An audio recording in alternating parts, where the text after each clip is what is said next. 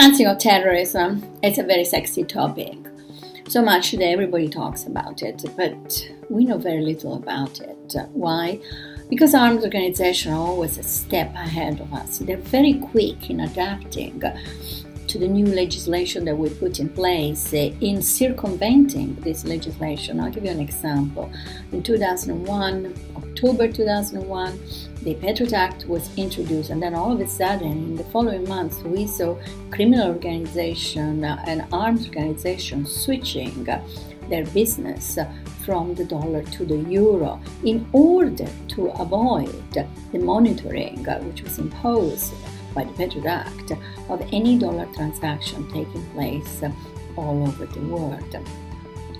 In more recent years, we've seen an armed organization, the Islamic State, becoming a state, establishing itself in a very large territory, conquering strategic resources, for example oil, and using these resources to fund itself.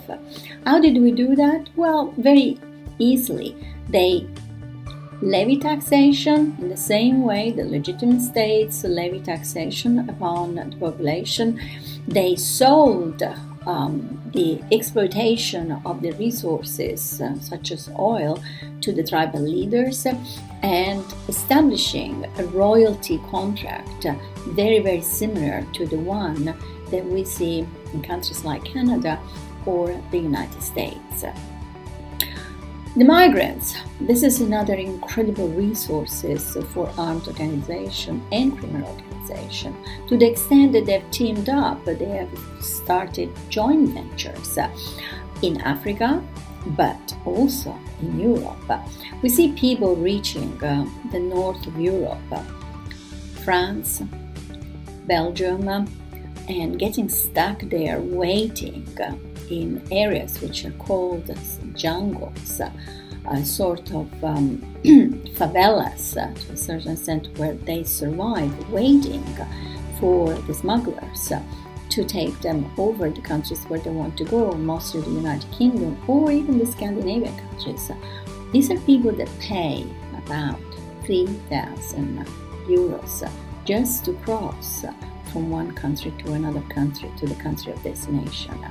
If you think about that, in 2015 we had almost 2 million migrants that came to Europe. You can have an idea of the amount of business, of the amount of money that this exodus is generating.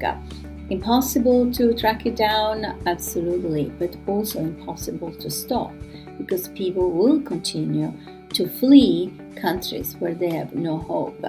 Who is benefiting from that? Criminal organization and, of course, terrorist organization.